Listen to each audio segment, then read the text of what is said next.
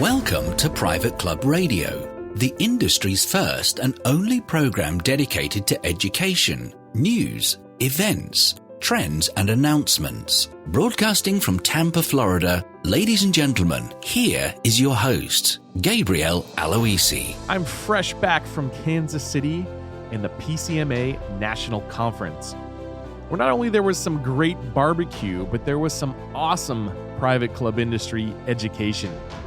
It was a weekend full of great sessions and connections. And I figured since I was going to the conference, why not pack up some gear, record some interviews, and bring back a little taste of Kansas City for my listeners. So this show will be a little recap show from the Professional Club Marketing Association's conference. We have a number of little vignettes to bring you. First off, we'll talk to Michael Crandall, who's currently the interim general manager at the gorgeous Mission Hills Country Club.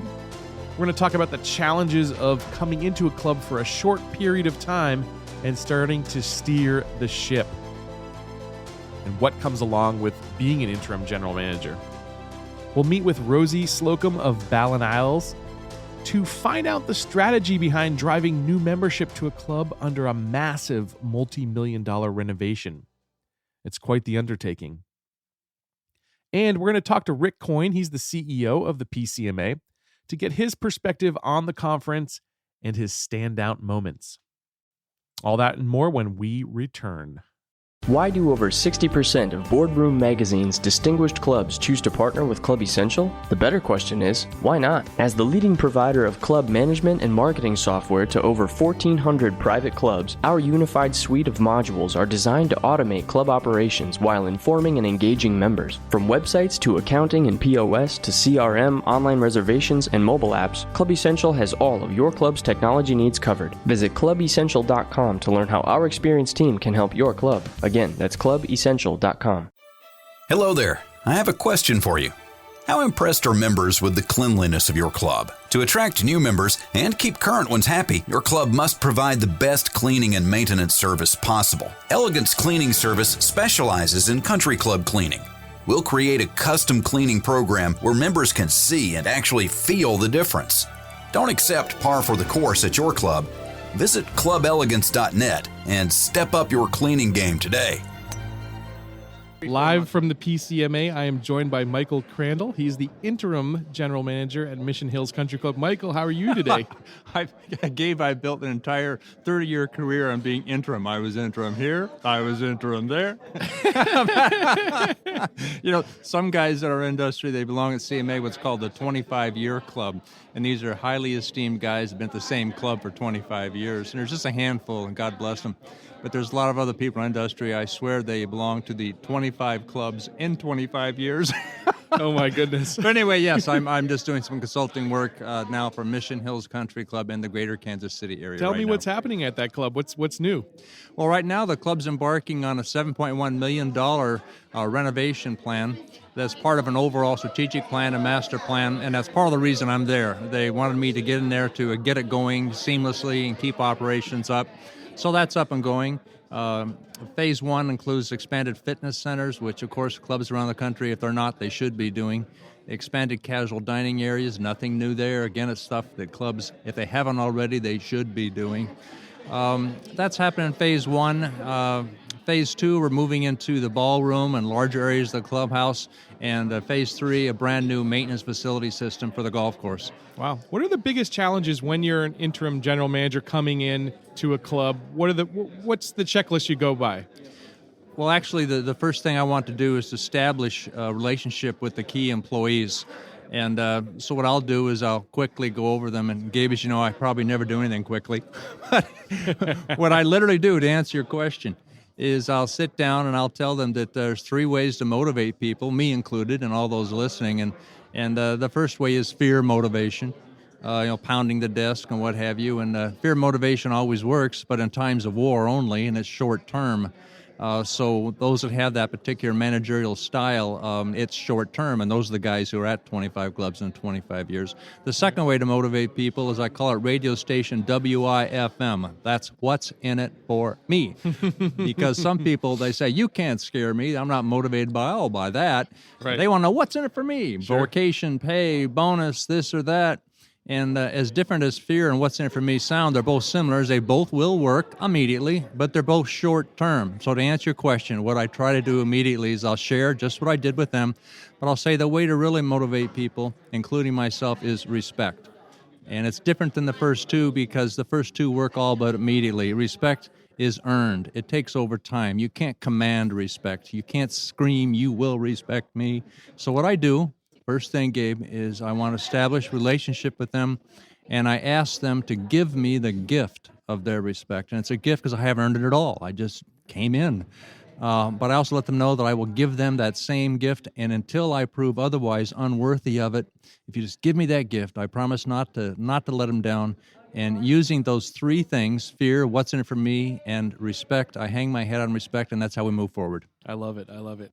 So I know you also put out like a memorandum. You took a tour of the club and sort of really gave it an outside third-party perspective for the members and board. Yeah, well, I give a first impressions report of the whole facility. I'll do that within the first 2 weeks. And I would do that. I've done that my whole career, by the way. You go in and you, well, I was at Exmoor Country Club in Chicago for 11 years, and I was chief operating officer at Thunderbird Country Club in Rancho Mirage, California for 6 years. And the approach is really no different. You need to establish respect, but you also need to look at facilities that they have there and look at the culture of the club, because every club is a little bit different. And you do start making a checklist. What things could I do immediately to uplift the whole place?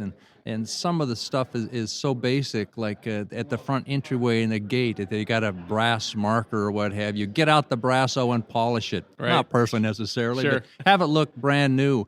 Polish all the floors immediately. Get that done. Take fresh flower bouquets. If they've got the old stale silk or plastic, Oh, gosh. put in fresh flowers in the front foyer. If they Right. have an arrangement that costs $80 and it's 18 inches tall, put in one that costs $180. Right. But there's things you do with first impressions for the membership, and that's the type of things I look for. It's so important to have a new, fresh set of eyes. A lot of times I think you just get stale looking at the same thing. You don't notice the dirt here and there. Yeah, a lot of those things I just mentioned, they sound so basic, and I stole them from Harvey Weiner, who's, in my feeling, is one of the icons, luminaries of the industry, has my deepest respect. But he taught me just the very, very simple things. You don't need to go in and think you need to reinvent the wheel or come out with new organization charts, performance reviews, and all standard operating procedures. As important as all those things are, you've got to have the members' first impressions. Tell them something special that's happening at the club. Any other last advice you want to leave folks with? Well, you've got the number one thing, and Gabe, as you know, your forte, which I have deepest respect for you, is marketing, which means communication, really. I think a lot of folks make a mistake in any business. This is the one I happen to know real well, is they will sit at their ivory tower desk and they will flip the toggle switches, point to the certificates on the wall, look in their front top desk drawer and show the performance reviews, organizational charts, position descriptions, and proudly beat their chest, say, none of this stuff was here till I got here, and look at all I accomplished. But it all comes down to, it doesn't make any difference.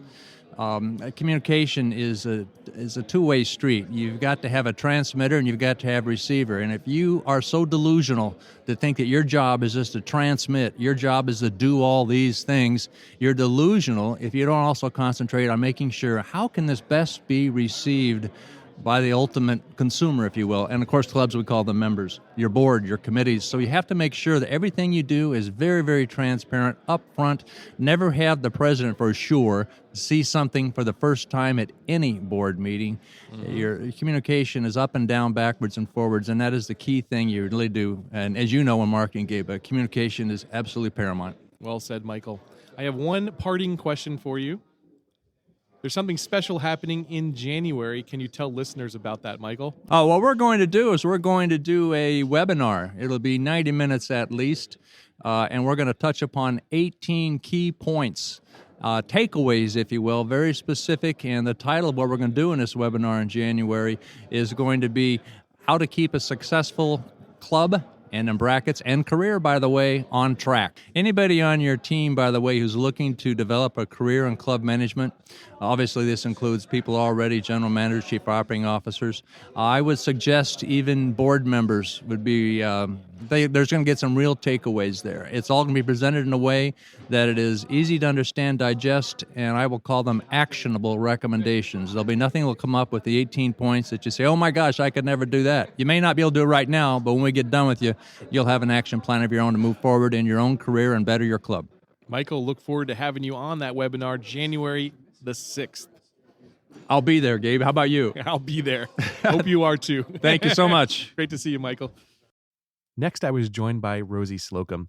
She's the Director of Membership at Ballin Isles down in Palm Beach Gardens, Florida. Rosie, how you doing? I'm great. Thank you, Gabe. Are you enjoying the conference? Absolutely. How many conferences is this for you now?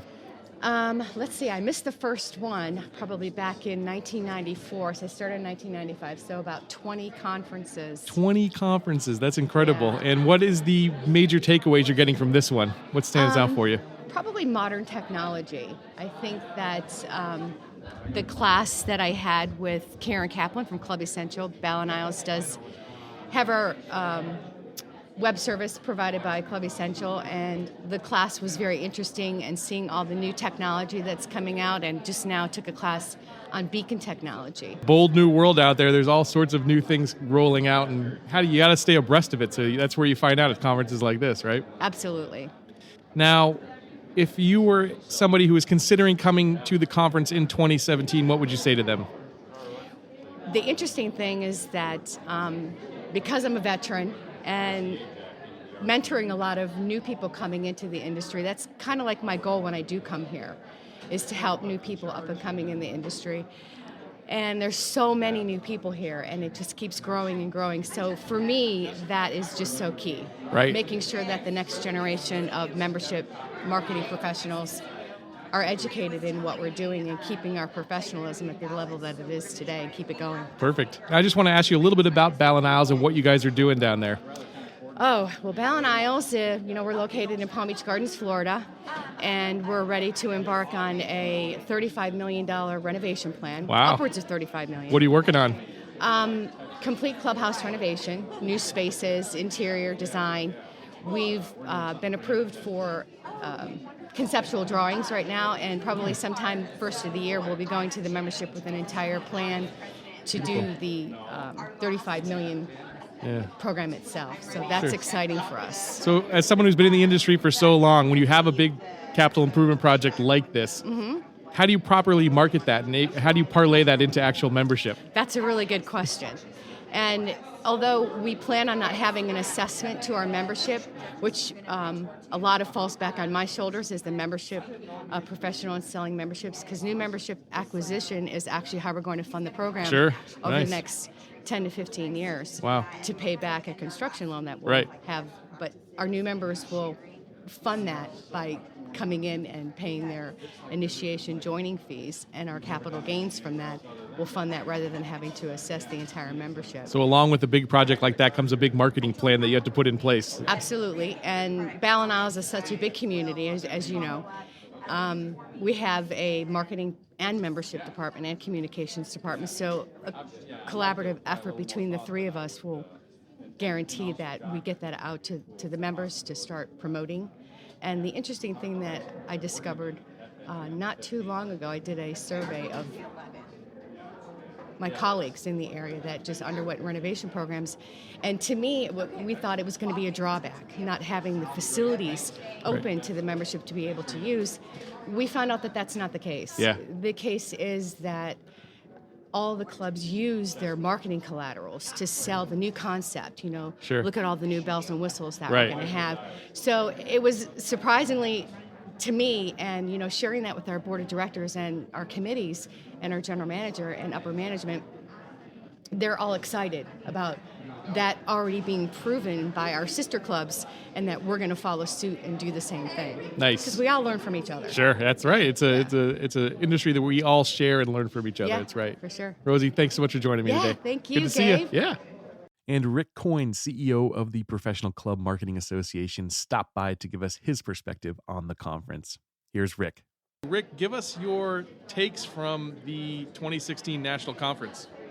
Absolutely unbelievable. We have such a cadre of intelligent, amazing people that are part of this association, and I think what the takeaway this year is really going to be all about the art of significance, going back to your clubs and figuring out ways in which you can enrich the lives of your members, you can become more attractive to that next generation of members coming in, and essentially driving membership growth, retention, increased usage, and increased satisfaction. Hey Rick, it's Rick Coffey. This is, I think, my 7th or 8th straight conference. Something stood out to me yesterday in the opening session. I think it was you who asked how many people here are here for the first time. In previous years, I had never seen that many people at the conference stand up to say this is my first time there. What would you think is the reason that so many people chose this year to come to the PCMA conference? Well, I think it's an interesting time in the club industry, and there's no one place to get all the answers, and we typically see 20% of our attendees every year are new to the industry. This year, I think it's more like 25%. I was surprised myself, Rick, and I'll tell you, I think it's a testimony to the curiosity. It's a testimony to the GMs that are sending their people to learn more about what's going on relative to the membership issues in clubs. And I think it's important that we get the message out that it's not by happenstance that you build your membership and you build retention. It's about learning the techniques and the data points and all of the rest of it. So it's been I think it's a great time for the club industry. We're on an upswing, and great to see these new people here. Rick, thanks so much for dropping by. I can't wait to finish off this conference with you. You bet, guys. Thank you. Well, I hope you enjoyed this little taste of Kansas City and the PCMA conference.